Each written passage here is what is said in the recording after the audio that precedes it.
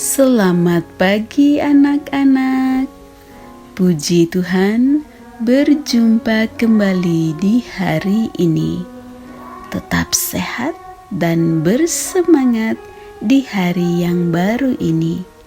Sebelum memulai aktivitas hari ini, mari kita mengikuti renungan firman Tuhan pada pagi hari ini yang diambil dari buku Yesus adalah teman terbaik dan setia yang ditulis oleh Pendeta Marolop Segala. Judul renungan firman Tuhan pada pagi hari ini adalah Pengumuman Surga untuk Yesus. Sebelum kita lanjutkan, mari kita awali dengan doa. Terima kasih Tuhan Yesus untuk hari yang baru ini. Sekarang kami siap untuk mendengar firman-Mu. Kiranya Roh Kudus-Mu hadir bersama kami. Terima kasih Tuhan Yesus. Amin. Ayat renungan firman Tuhan pada pagi hari ini diambil dari kitab Matius pasal 3 ayat 17. Lalu terdengarlah suara dari surga yang mengatakan, "Inilah anak yang kukasihi, kepadanyalah aku berkenan." Inilah kisah Yesus di Sungai Yordan. Ia datang kepada Yohanes Pembaptis di Sungai Yordan. Ia meminta agar Yohanes Pembaptis membaptiskan dia.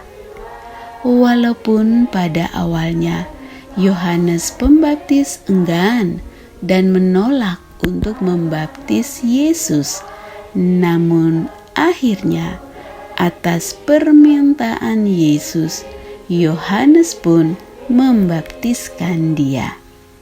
Yesus dibaptis adalah untuk tujuan memenuhi seluruh kehendak Allah. Tertulis dalam Matius 3 ayat 15. Baptisan Yesus adalah memberikan contoh kepada setiap orang yang mau mewarisi kerajaan surga. Karena Yesus pernah berkata, "Aku berkata kepadamu, sesungguhnya jika seorang tidak dilahirkan dari air dan roh, ia tidak dapat masuk ke dalam kerajaan Allah." Yohanes pasal 3 ayat yang kelima. Jadi, dibaptis itu sama artinya lahir dari air.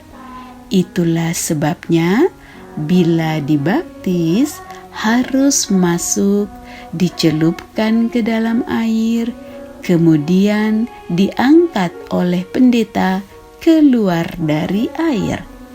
Dan dibaptis itu juga berarti dilahirkan dari Roh Kudus Allah.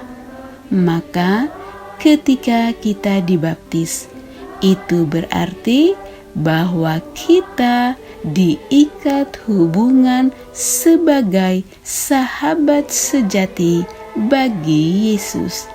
Itu artinya kita menjadi sama seperti Yesus Kristus. Itulah yang Rasul Paulus maksudkan ketika dia berkata, "Atau tidak tahukah kamu bahwa kita semua yang telah dibaptis dalam Kristus telah dibaptis dalam kematiannya? Dengan demikian, kita telah dikuburkan bersama-sama dengan Dia oleh baptisan dalam kematian, supaya sama seperti Kristus dibangkitkan dari orang mati oleh kemuliaan Bapa, demikian juga kita akan hidup dalam hidup baru.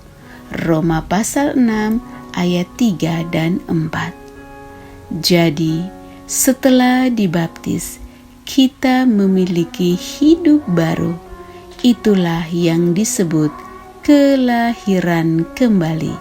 Yohanes pasal 3 ayat yang ketiga. Lalu kita akan disebut anak-anak Allah. Jadi, ketika Yesus datang ke sungai Yordan dan dibaptis oleh Yohanes Pembaptis, dia masuk ke dalam air di sungai Yordan. Sesudah dibaptis, Yesus segera keluar dari air, dan pada waktu itu juga langit terbuka, dan ia melihat Roh Allah seperti burung merpati turun ke atasnya.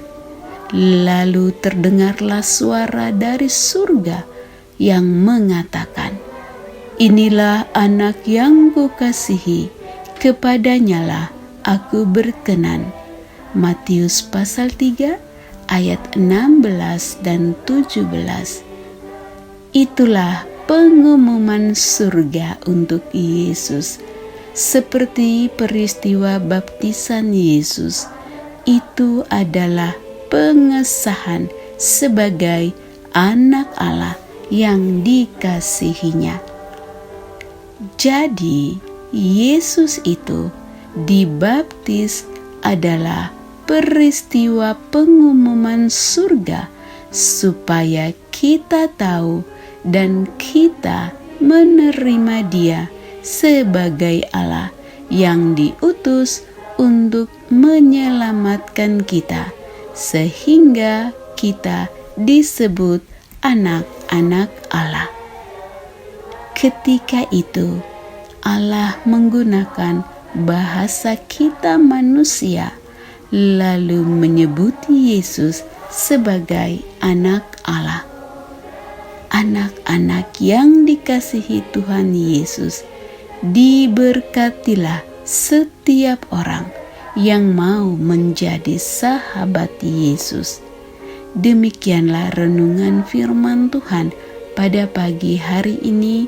Kiranya Tuhan Yesus menolong anak-anak sekalian untuk menjadi sahabat Yesus, dan kiranya Tuhan Yesus memberkati dan melindungi anak-anak sekalian pada sepanjang hari ini. Amin.